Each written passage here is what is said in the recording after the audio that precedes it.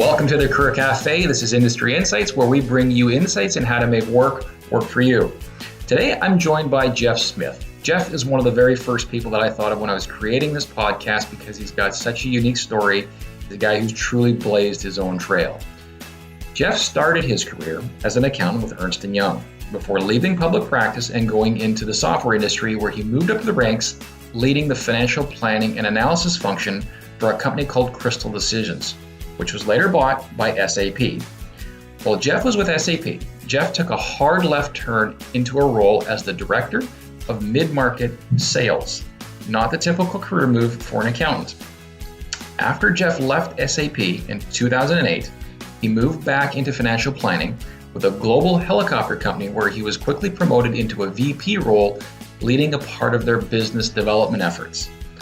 In 2015, Jeff was named to Business in Vancouver's 40 Under 40 for his career and his community involvement. Jeff has been very involved with Anaphylaxis Canada, the United Way, and Junior Achievement. In 2016, Jeff joined another fast-growing software company called Mobify as their chief financial officer, and he eventually became their chief operating officer before another hard left in his career, becoming the founder and CEO of the Supporting Lines Institute, where he's now cultivating high performance and improving the human experience of work. So Jeff, welcome to the podcast. It's great to have you here. Thanks a lot. Absolute pleasure. Yeah, absolutely. So to get things started off, it's been an interesting time in the world almost anywhere you go. How have you and your team been at the Supporting Lines Institute through this whole thing? It's been good. I mean, we're a small team, so it's been okay for us. We're checking in a lot every day. There's two of us that are full-time employees, and then a group that's kind of helping us around that. Ironically, when I was interviewing Tiana, who's our marketing coordinator, she had said that she wanted to make sure that even though it was a small company, that we'd actually work somewhere. So we did have a physical space. Then we moved to the Hive co-working space. And then, of course, here we are. So now she is working from home. And so we check. You gotta be agile. I didn't do it. Yeah, exactly. It's not, it wasn't my fault. Yeah. In the introduction, we had talked about, so your career story. I mean, we've talked before, and I think at one point you described yourself as a bit of a unicorn. This is because some of the things that you've done. You've worked in a lot of different business functions. Starting as an accountant, what made you choose that field? When you think about where you are now, going back to the beginning of your career, why accounting? What attracted you to the accounting and finance field? Yeah, it's really funny. And I think, when I use the term unicorn, it's like something that's not supposed to exist, right? Definitely not for any aspect of the beauty of a unicorn. So it's really simple. My dad helped me pick it. That was kind of it. I didn't know what I wanted to do. I had no idea. And as I was finishing university, he said, do something that you can at least get some sort of designation, which is really good advice. There was a lot of benefits I had. I think the biggest thing I appreciated at now, probably more than at the time, was you're getting access to CFOs and executives and spending a lot of time as a 22-year-old that really doesn't have, in some ways has nothing to add to some of those meetings, but all of a sudden you do, and you're in these meetings. So it was great advice in hindsight, but I really don't have any kind of elegant story about how I picked that profession. I'll share a really quick, funny story with you. Our controller at Horizon Recruitment, we had this session where it was a team building. We went around the room. We talked about how we got into what we did. And he said he chose accounting because when he went to the college admission function, it was at the very top of the list because it's ACC. He's like, oh, I guess I'll be an accountant. So that's a great way to get into it. And he's actually a very good accountant. So you want to know something funny? Is that's how I went to Acadia. Is it? A paper book that had all the lists of universities in Canada in it. And that was the first one I applied to. So they were the first one that accepted me. It's interesting to hear how really smart people make their decisions. So your dad helped you with that, or provided some guidance. Who was he someone else that you turned to early in your career for career advice, or did you have a mentor or other people that helped steer you through these things? What did your network look like at that point? Yeah, I mean, I had, it's interesting, actually, some of the people that have helped steer me through lots of points in my career, especially there was a couple parts that were pretty challenging. There are people actually that are from that time. I think one of the great things about doing, your CA or CPA, you're being a lawyer or whatever. When you're articling, those periods are so intense that, I don't think it's the same on a lot of other levels as being in the military, but I think there's definitely like a boot camp effect. I think you end up going through a lot of trials together. Certainly nothing as scary as what, those people go through, but you form a bond. And so some of those people from those days have been really important. And then along the way, I've had the luxury of working with some great people. I mean, Janet Wood at SAP was certainly someone for me that I got a lot from. I mean, Greg Wolf was also there. So there are people there that I worked with that I learned a great deal from. I mean, Steve Lucas is another guy. So there's a number of people from there that I just happened to work with some amazing people. And I think that was really formative for me. So it was a strong organization with some strong leaders. Yeah. So for somebody who is in a situation like that, where they're fortunate to have a strong leadership team, how did you gain visibility? How did you create a relationship with those people? I mean, because there's lots of other people that would have worked with those people as well that maybe didn't have the same type of relationship or guidance. What were some of the things that you, was it good fortune, or what are some of the things that you did to foster those relationships to be able to take advantage of that? Yeah, it's interesting. So I started working with Janet as her FP&A person. So this is how these pivots happen. So I was in finance supporting the partner team. Yeah. Really enjoyed that team. And then after the merger of Business Objects and Crystal came together, Janet took on a much bigger role with the aggregation of the whole partner team. And she ended up then taking very senior roles in SAP. So she was a great leader to learn from. And one of the things that she did was she gave us a lot of autonomy. Like, we were very clear where the four corners were. But myself and another guy named Paula Rochelle, we were essentially put in charge of the operations side of a great deal of the partner program. And so, when we would ask, hey, what do you want to do, Janet, in this? And she would say, well, what do you guys think? Like, you guys are in this, you guys are looking at the program. So we knew the decisions always rested with the executives. Yeah. But working with those leaders, and those three in particular, they were all powerful, super strong people in their own right, but they gave us lots of room. And I think I learned about autonomy, not when I had it, but when then later in my career I didn't. And I was like, well, now I don't have what I had there. And so that was when I realized how much autonomy I had when I was working with those teams, and how much they were truly giving us space to go create stuff and bring it back instead of being told exactly what to do. So later on, I worked in more of the latter scenario, and I was like, oh, this kind of sucks. Like, I like autonomy a lot better. So I think you learn a lot from having both good leaders and bad leaders that you work with. And I think you realize sometimes what you have until you then work with someone else who isn't as strong. And then you're like, oh, okay. So you almost need both of them, I think, to truly learn from. That's a really interesting point. Yeah. So what would your advice be if someone is working for someone who isn't maybe have the as well developed leadership skills? Well, I've got a gentleman right now I'm talking to where he's got exactly that scenario. He's got a leader who would never use the things that we use to create the better human experience of work. He's just like not interested, which is probably why the team doesn't have a great human experience of work. So some of the tools that we use, what we're doing is, if you go in the front door and tell someone, hey, I don't have autonomy, that's not going to work, right? Especially if you have that kind of scenario. So what we're doing is he's filling out our leader evaluation to look at what his team would probably say. And then I'm going to give him some help to go back and figure out a very sort of supportive way to give some feedback, or we use the term feed forward, to look, these are some things we could do differently on the team. So I'm trying to coach the leader without actually talking to the leader, by empowering people on the team to go in and sort of raise what some of the issues are. So we can get really specific in the assessment stuff that we do, and there's free things people can use. So in this specific scenario, there are things that we can do to help people go in and almost be like a coach, give some gentle feedback to the leader to try to open some things up. Because there are leaders that just don't get it, and they don't care or don't seem to.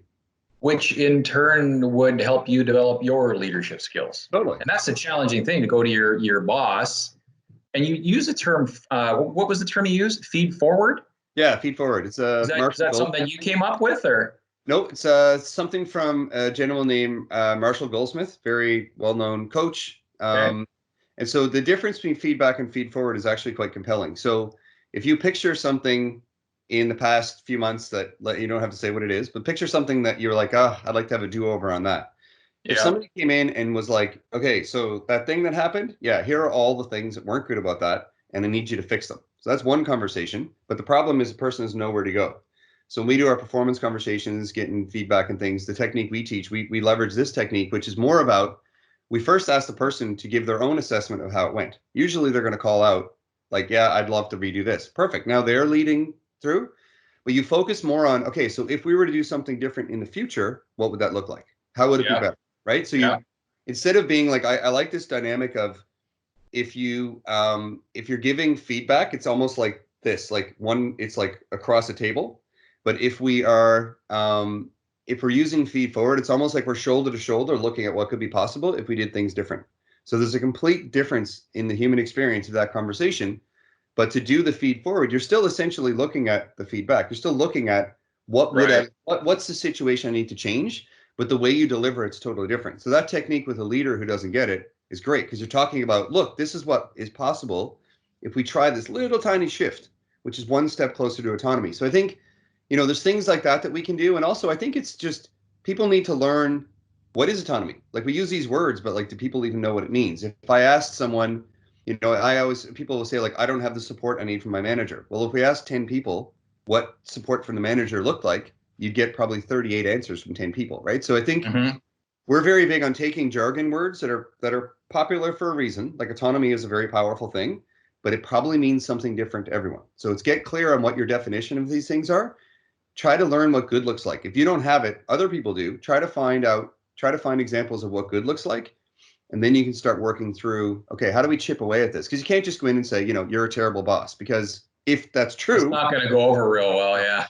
no, you're gonna get into like an action reaction, which is like that feedback thing I was talking about, right? It's Yeah. almost like you're across the table competing. Yeah. Yeah. Yeah. Yeah. I think it'd be really valuable for someone to have that outsider third party viewpoint to help navigate those things. But a lot of people just don't necessarily know where to go or haven't been in that situation. So how do you create? And it sounds like there's an element here. We need to start to create those things for yourself. Yep. I joked about some of the career, I said left-hand turns in your career, going from accounting into sales, um, or sorry, finance into sales. So you were supporting that group Yep. as a finance person supporting. That's very interesting. Mm-hmm. So it's almost like they recruited you into their team. So talk to me a little bit more because that's a very atypical move, finance to sales. It's not like it has never happened before, but you did it. You were successful at it. Walk us through that change because someone's looking at making a change. That can be a scary thing. What if it doesn't work? What does that mean to me? What went through your mind making that decision to move from accounting into sales, and then your first little journey moving into that function? Talk to us about that. Yeah, I think when you do, there's two types of finance, right? There's like, taking care of numbers. And then one of the things, the CFO at the time, who again, another amazing leader, Crystal, really, it's no wonder that company was successful. But Tell was the CFO at the time. And I remember talking to him about the difference between budgeting and operational planning. And so we were very much focused on operational planning. So that means that the numbers are coming out of things that you're doing operationally, as opposed to let's just focus on the spreadsheets. You need the Sure. spreadsheet because you need to look at your resources. But by doing the operational planning, and I was doing marketing and product and research and development, and I was doing stuff with some of the go-to-market teams, partner teams. And so what you learn is that you start to learn about the operation of these groups. And I was very interested in the programmatic, like I like systems thinking. I really enjoyed the kind of, we got this massive program. And in fact, we have two groups of channel partners in Crystal and Business Objects that are wired completely differently and have just spent all this time competing. Right. We got to bring them together. So I just like, that sounds fascinating. So for me, I think that's it. Like when I make these pivots, it's just like, oh, look, that'd be cool to do. Right. So we call it something, but in reality, that was sort of a shift, as you said, into let's do the partner thing. From there, we looked at how would we do the overlay partner coverage. So we had partner reps that worked with the sort of direct sales reps. And in getting that dance working, right? Because you could have at times, channel conflict and different things with lots of competing people in the same deals or not supposed to be competing. That's the way it would happen.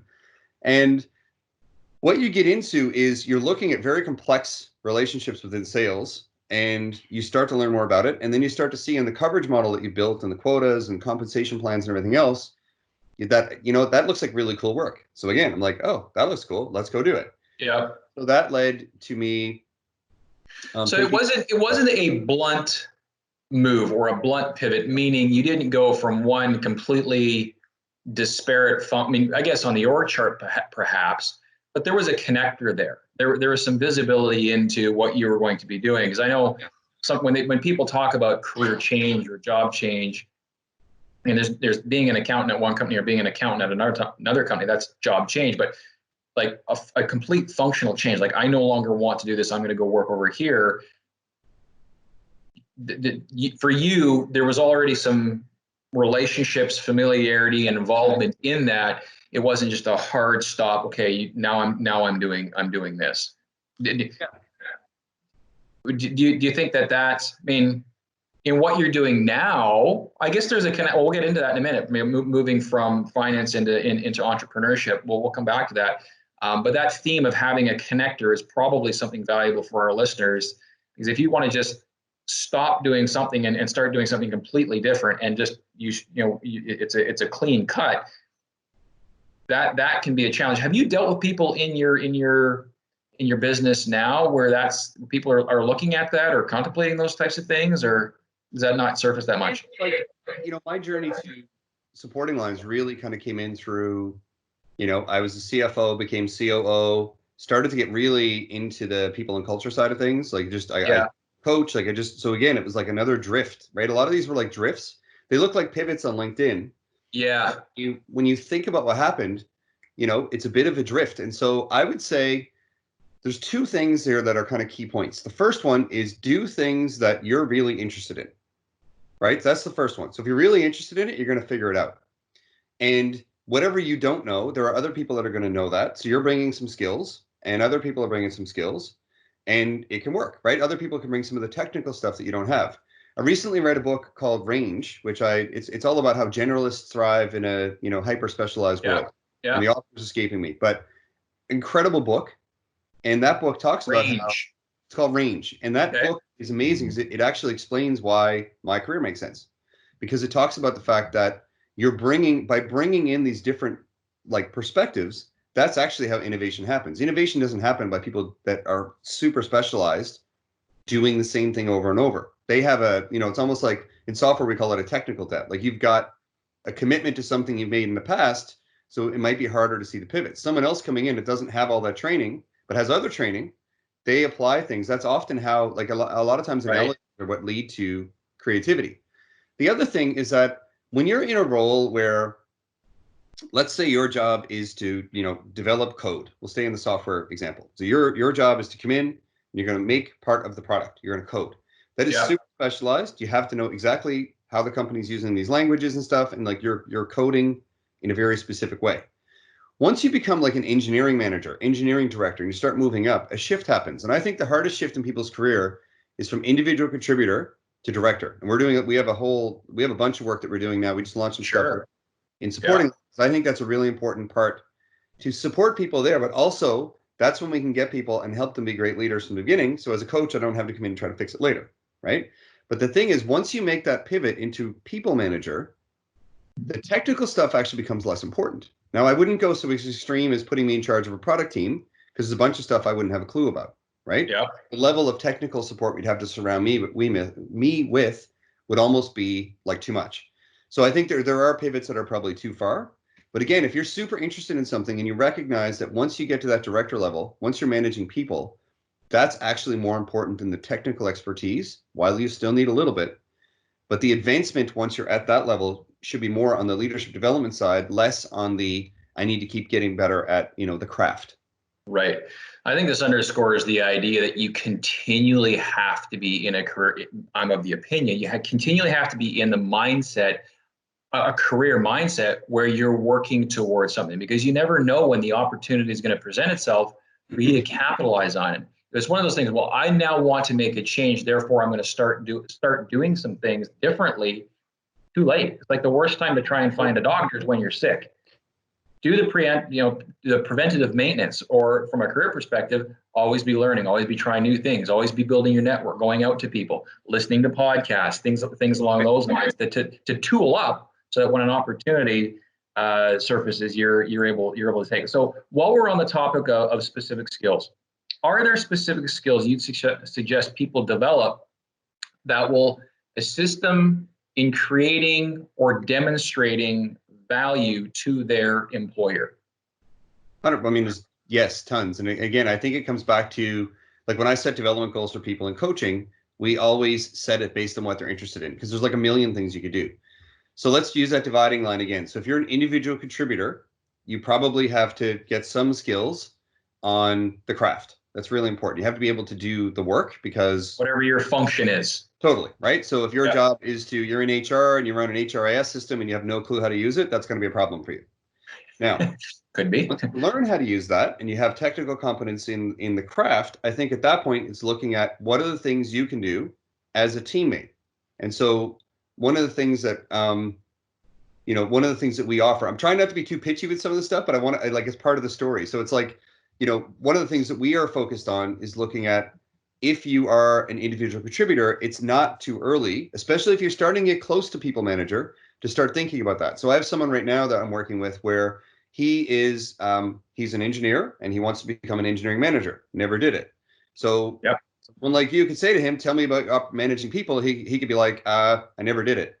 The other thing he could say is, on my own nickel, I am working with a coach. I've got a 360. I've identified some things to work on. He's going to go through our e-learning and get some core skills. And then he can also say to this interviewer that, and then when I come into the company, my coach is actually going to sit in on my first few one-on-ones and feedback sessions and things and give me feedback to make sure I'm supported. So which of those answers would be more impressive to you? There's like 10 things that's more impressive with the session. Of course. So we don't do this, right? It's like somehow someone has to get someone to believe they have the people skills. Then we throw them in and say, go. It's crazy. And that's right. People got to figure this stuff out. It's not true. So I think there are so many great leadership skills. They're all connected.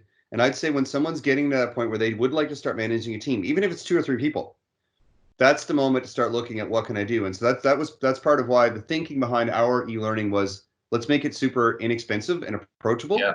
Because I think it's really important. We're a social enterprise. So we're looking at what can we do to empower that next generation of leaders, so that when they do come talk to someone like you, they've got a plan about how they could be a people manager. Well, imagine if someone did that. Not only are they self-directed enough that they've got some, I mean, they're clearly serious. If they've engaged a coach, they take some evaluation. But imagine if someone took that and went and applied it to a not-for-profit society in their spare time, or in coaching for minor hockey or baseball or whatever the case is. Then you could actually tell a legitimate story about your leadership skills, even though you may not have led a full dev team at a software company. If you've done that at an industry association or a not-for-profit or the United Way or whatever, you have something to really stand on that could be impressive. So I think that's good advice for someone who's a listener is you got to be willing to go first to start to pick up those skills. So that career mindset, you're always working on what you're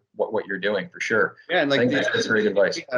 It's a super fast way to get feedback from people, and it'll identify what you need to work on. So, and again, you get clear on what these words mean. So I need to get better at collaboration. Let's say that's what comes back.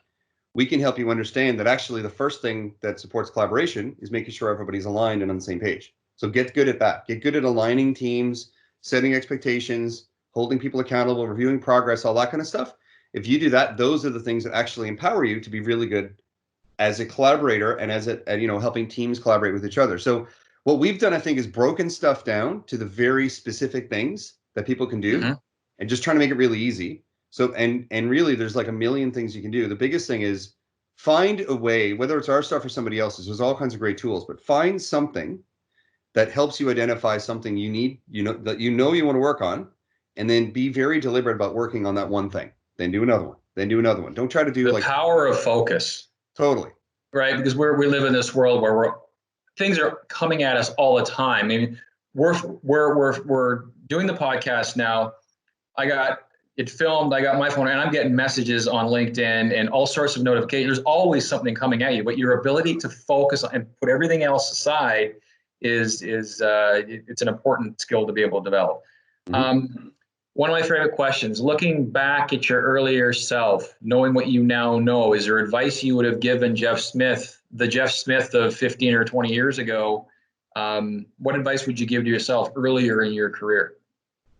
I think the biggest thing, I think I underestimated, especially those first 4 years. Like when I look at things like, top 40 under 40 and these sorts of things, like the reason those things happened was because of an acceleration of career. And I think I didn't realize at the time how important the intensity of the articling was at Ernst & Young.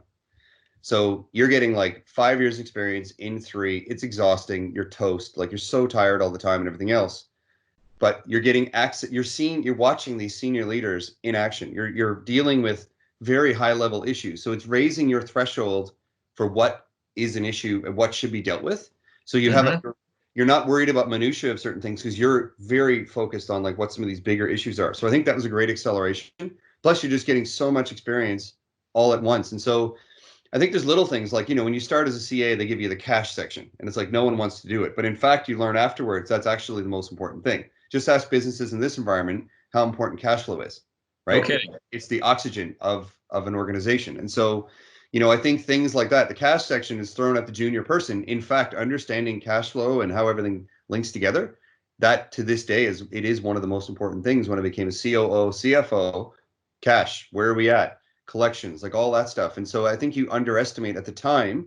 It's like, oh, this is like, they're giving the new guy the grunt work, but actually there's stuff you're doing very early in your career that you will use later and you won't know what stuff. I'm sure you're the same way. Like if you think back to the beginning of your career, there's probably things you use now and skills that you honed then that you never thought at the time they were so important, right? You know what? It's so true. So I want to take this idea and distill it down further for someone who's listening, because not everyone's going to have experience working with cash, because if they're in engineering or sales or marketing, it could be something different. For me, it was drilled into my head and about cold calling, the ability. And so there's a lot of debate around that, and cold calling's dead. That I'm firmly in the camp that that's a bunch of crap. Cold calling is not dead. And the reason is, as an entrepreneur, you can have the greatest business idea in the world, but if you haven't got revenue coming through the door, the only thing you have is a theory. You don't have a business.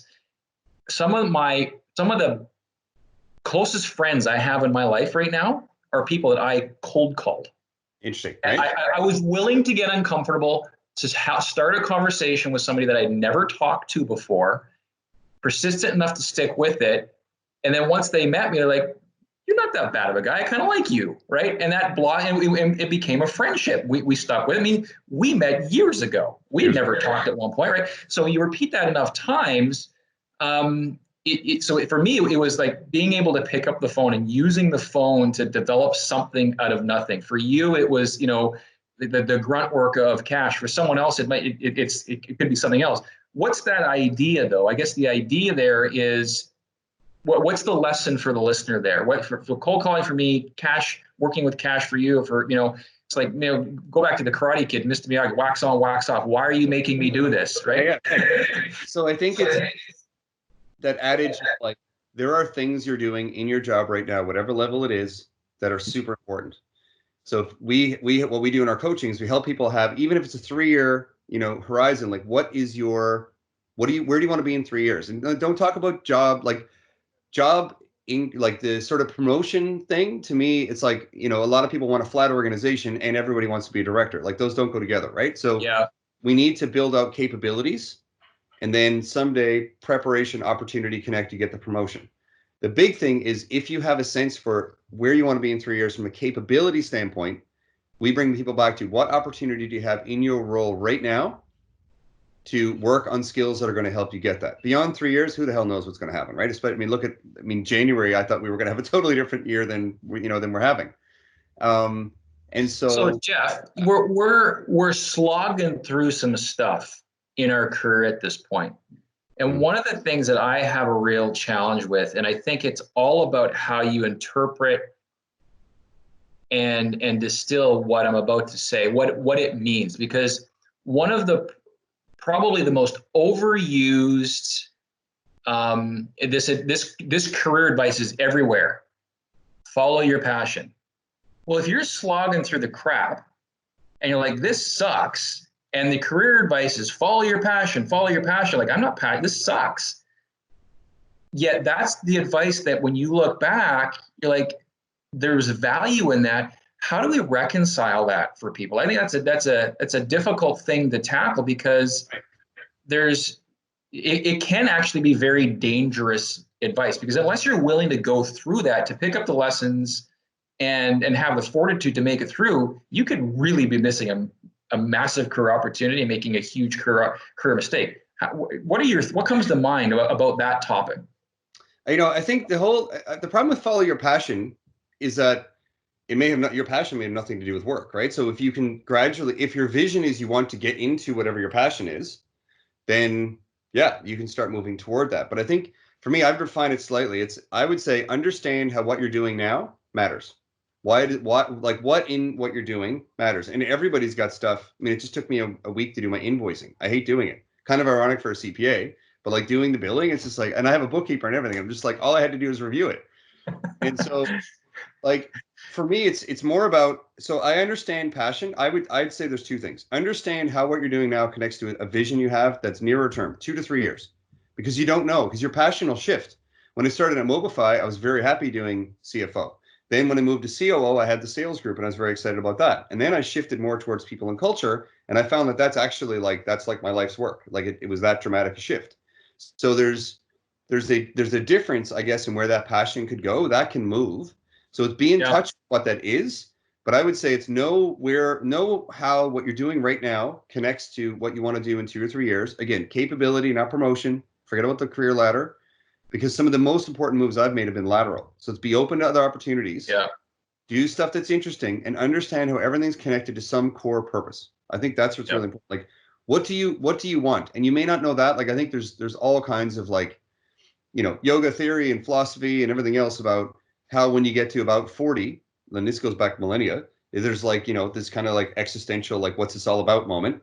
So I like to say a lot of the stuff that I've been doing lately is probably tied to some like healthiest midlife crisis ever, right? But just be open to the fact that passion could shift. So don't get too invested in it. It'll shift, and I think it's important to let it shift. Do you ever? Yeah, one of my favorite quotes about passion comes from a guy named Mike Rowe. Actually, it's not his quote. He quoted somebody that was on the show Dirty Jobs. You remember that show, Mike Rowe? And I have a video clip of it. He says, the thing about passion is only a moron would follow it. Bring your passion with you in everything you do. That really resonated. Bring it with you. Don't follow it. Anyways, it is good. Let's explore some of your more recent moves from corporate life into entrepreneurship. A lot of people, if you've got chief in your title, you're in the executive suite, you're like, hey, I've arrived. That's what I've been shooting for all these years. You did that and left. Walk us through the story. Why? Well, it's interesting. In 2017, I found myself as new COO. So I'd never done that. Had a brand new EA. She had never done that. And the other 8 or 9 people that were on the team, all VPs and directors, everybody was new in role. Entire room. We sat down for our first team meeting and we were like, this is incredible, right? My executive coach at the time said, you probably should think about getting some coaching skills because you're going to be coaching like crazy this year. And I was like, okay, so what does that look like? And she said, well, there's like smaller things you can do, and then there's like bigger. And I'm like, well, I have 2 speeds, on and off. So it's like, yeah, let's look at the big one. And so the next day I applied. It happened to be the deadline for application to the upcoming cohort for Royal Roads University's coaching program. So I did a formal certification. The next day. I applied the next day, and then it started 6 weeks later, I think. And there you go. Yeah, right. And then so the whole thing with that was I went into this coaching program thinking I was like this really good leader, and this was just going to bring me to the next level. And then I got in, and like about 2 hours into the first week, I was like, I think I've actually been a really good manager, and now I think I just realized what leadership is. And okay, this is like a big epiphany. It's like I actually wasn't as good at that as I thought. And so that journey really got me to start connecting more with people. And there's still like so much I'm still working on. Everyone's got development areas. I think the big thing is that it's a journey. You're never done leadership development. Of course, like your career. Totally, right? And so that really accelerated things for me on a true leadership front. So I got better at it. And then I started coaching people internally. I started coaching some people externally because it's like I don't want to just coach. I don't want to hone my coaching skills only coaching at one company. So I started coaching outside, and I talked to the CEO about it and everything else. But it became apparent over time for both the CEO and I, that this Yeah. kind of like, this coaching outside turned into a side hustle, and it was starting to become like the hustle. Like that was more of my passion was in that. And so, yeah, we had a conversation about, okay, it's probably time. So And that's interesting. yeah, As the COO, you had this side hustle. yeah. And it was That visible. that's Yeah. really interesting. Do you think that's common? I do. Yeah, I think there's lots of people that do like advisory work for companies and things. Like we had Sure. other people, Yeah. right? So it's kind of like that, but it started to become much more. I mean, I certified in another method, and then the real shift for me was once I started realizing that I had something that could help other people be better at alignment and collaboration and help them use a coach approach and all these Yeah. things. I was like, Yeah. I was speaking at an event called Disrupt HR, which is fantastic. It's run by Yeah. Matt and Steph Corker. And I used this term supporting lines, and a bunch of people were like, what did he just say? Because I talked about how it's supporting lines, not reporting lines. Because reporting lines are good for structure, but supporting lines are how we do our work. It's like teams supporting each other, leaders supporting their teams. They don't have to be in the same function. And so I was talking about that, but that really was becoming at Mobify like a thing. Like people would start, it was part of orientation. And it was something that so I could train other people. It almost became like I was kind of productizing it. And so yeah, like we had that conversation, and so Igor, the CEO, and I had talked about it, and yeah, it just got to the point where it was very clear that that was more what I wanted to do, and yeah, it was like, all right, let's jump off, and we did it. That was also a supported one, so it was a big shift, but I did support Mobify quite a bit last year, and they're still a client now using our assessment tools, but Cool. yeah, Okay. that was another one where for both parties it was kind of a gradual thing rather than like a sudden stop. Okay. Great. Yeah. Um, we talked about helping. So the show is about helping people manage their careers more effectively, making better decisions, or helping hiring managers make better hiring decisions. That's ultimately what we're trying to do in terms of the content that we create. Your organization now, you said you didn't want to be pitchy. Well, I'm asking you to be pitchy now, or tell us a bit more about what Supporting Lines does as it relates to those objectives. Can you, how can someone manage their career more effectively? How can you or your team help someone manage their career more effectively? Or if they're hiring somebody, make better hiring decisions? Do you guys fit into that? Yeah, I mean, I think that the big thing for us is that again, it was an epiphany. Like I had this big framework, and then when we went out on our own, it was like, all right, we need to put together some sort of sales tool because I can't explain the whole framework. I need to get a sales tool. So the sales tool was these 32 questions, which then I went to through a connection, got introduced to Adler University, and we decided that we would use as one of their master's students practicum in industrial organizational psychology. They would take our questions and compare it to the Utrecht work engagement scale to see if our questions were good. So originally it was like, let's just make sure our questions don't suck. That was like our research thesis, or at least it was mine. I think they had a more Yeah. formal one. Yeah. What came back was that our 32 questions on performance, so how leaders help their teams align and collaborate, how leaders help their people grow, those questions straight line predicted work engagement, like straight line. And I was just like, what just happened here? Work engagement. Work Okay. engagement. So the definition of from Utrecht is I have a positive, fulfilling state of mind in my work. So it's not like I'm going to stay here, like I'm going to work harder. I never look for work. Like those are all benefits. Like a lot of stuff measures those types of things. Those things aren't Right. engagement, right? In the Yeah. morning, do you get up wanting to feel discretionary at work, or do you get up wanting to have a positive, fulfilling state of mind? The latter is engagement. The former is a benefit thereof. So when we found we had this stuff, which was like straight line predictive of work engagement, I was like, okay, we have something here. And now we've expanded our research to look at psychological safety, because we talk about high performance as being achieving goals, having a great human experience. Human experience is positive, fulfilling state of mind in my work. I like my job. It gives me energy. Yep. It has meaning. But the other side is I'm treated with respect. I'm treated as a human being. I'm treated properly. And so those two things going together, I'm treated well and I like my job. That's a great human experience. And so what we found, and this And is that's a prerequisite for performance. so we're still learning. It's definitely a prerequisite for high performance. What we're seeing in our data, and we're running a study right now. You can see it on our site. It's called the Comprehensive Survey. Yeah, I've We seen put it. together psychological safety, which is an instrument from Guarding Minds at Work, which is just super powerful psychological safety thing. We were doing this anyways. So, I mean, the fact that we're in this situation right now, this crisis, only makes it more important. But Yeah. That combined with our high performance index, combined with the work engagement scale in one big survey, takes about 15 minutes to complete, completely free. And what we're seeing in the early returns on the data that's coming in is that we also have an incredibly high correlation with psychological safety. Now, I think, to your question on prerequisite, I think that it's very clear from our data that work engagement is not, people go out and try to engage their team to drive performance. They shouldn't. It's the other way around. You need to focus on performance, alignment, collaboration, and growth. If you do performance that way, you will get engagement for free. It does not work the other way around. There's no data anywhere that shows that if you engage your team, it's causative of performance. So we've got the most. Yeah, because you can have this nice, happy team, but nothing's happening. Right. That's called a pub, right? You go to a pub, you hang out, you have a great time. There's no need to be held accountable or anything. So we want a performant version of that. And so what we're finding is that in our data, the correlations between individual questions of psychological safety and our high performance index. So again, align, collaborate, grow. There are elements where we seem to predict, it's early data. So, but there are things like if I show a genuine interest in your career, that actually will create psychological safety. There's research that shows that, right? So there's elements of high performance, the way we do it, that will create it. We involve you in planning. You feel respected, right? However, if we involve you in planning and you didn't already have at least some psychological safety, you're not going to participate. You're not going to give your opinions. So I think engagement is a straight shot. You focus on performance, you get engagement. High performance, the way we do it. Then on psychological safety, it's a system. The system. So there's things that will make your team more performant. And then once they're performing, it reinforces it. Now psychological safety goes up. I think that's what we're going to see. That was my hypothesis going in. And it's an educated kind of guess, if you will.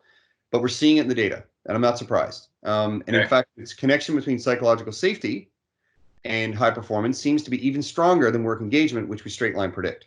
So there's something really groundbreaking coming in this research, and people can participate in it as an individual.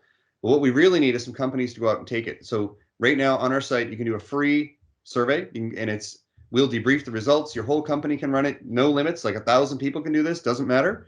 But we want to get the data so that we can go back and really start making some statements about this. Because if you think about the way we compartmentalize this stuff, it's like I'm a leader and I've got my to-do list and I've got to like productivity and efficiency. I got to hit my goals. Oh, right. I got to engage my team. And in this crisis where, half the population is reporting anxiety and mental health challenges, I also now got to think about psychological safety, which I don't even know what it is. So what we see coming is that actually everything on that list is important, and the things in our high performance index scale, they seem to be 32 magic questions. Like I can't really explain it, but those questions I think they actually will help you with all of that. So if you do the things well that's in our assessment, what we're finding, we find this in working with companies as well, is that not only do you get a better human experience as measured by engagement and psychological safety, but you're going to sell more. You're going to achieve more goals, right? You're actually going to perform better. So you can kind of have your cake and eat it too. So it's a deep subject, and it certainly is worth a listener's time to go and learn more about this. Where can they go to do that? What is it? Supportinglines.com? Yep, supportinglines.com. The comprehensive survey is there. The other thing we just launched that I think is really good for some of the people you're talking about, where they're at the point in their career where they want to what would I work on as a leader before I'm a people manager? We put an e-learning platform. It's super cheap. It's like $96 Canadian. We want it to be accessible. So with that too, once people take the e-learning training, they could use that and go. Or we, for example, we'll walk people through how to use a coach approach in a performance conversation.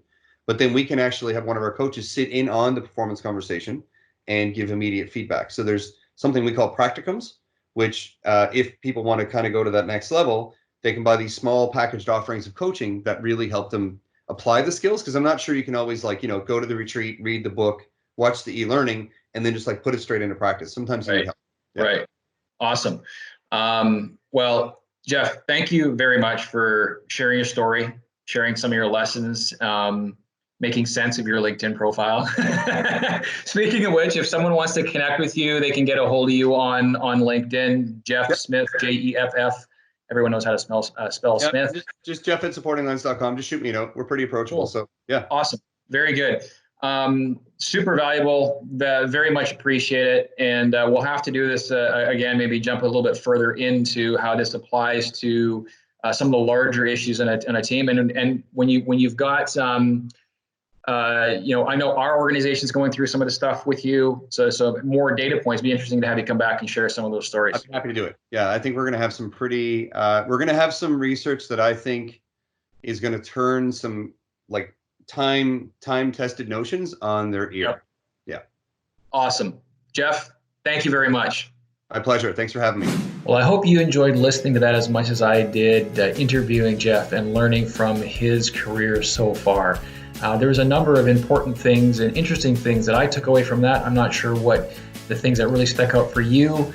For me, I think there were three things. The first was that the career changes that Jeff made, there was a career flow to what he was doing. Even though on paper it may have looked like a blunt or drastic move going from finance into sales, the reality is that he was working and supporting that group before he went from finance into sales and then eventually back into finance later. Likewise, for him to go from the C-suite as the chief operating officer of a software company into an entrepreneurial endeavor in the coaching and career development area, these were things that were working simultaneously in terms of human performance within a corporate setting that occurred for him sort of naturally, whereas on paper it could look very, very different. So I think the lesson there is that there's multiple things that we can be working on from a skill development perspective throughout our careers. Number two was early in the conversation, we talked about some of the great leaders that he worked for. And it was under their leadership that he was able to really blossom. I think that's one of the lessons that I've tried to teach people as well, is that instead of looking for a great organization, well, that is important. Probably just as important is trying to find a role with a great leader. You can find a great boss that can be his career advancing and skill development. You can get a lot of skill development by working for someone who's great at what they do and a great leader. And the other thing that I think that we learned was that when there's something that is of interest to him, he jumps in and he goes all in. The example that he talked about was going back to Rowe University and taking some leadership courses there, and that was a bit of an epiphany for him. But if you remember, from the time that he conceived that idea till he signed up and actually started, it was a very short amount of time. So he jumped in. So I think that ability to focus on one thing in a world where there's a lot of distractions is another message. So what were the things that really stuck out to you? Thank you very much for listening. I've got a number of other very interesting guests that are going to be coming on the podcast in the coming months. Really enjoying myself putting these together. I hope you enjoy listening. And thank you very much for joining Industry Insights. We'll see you next time.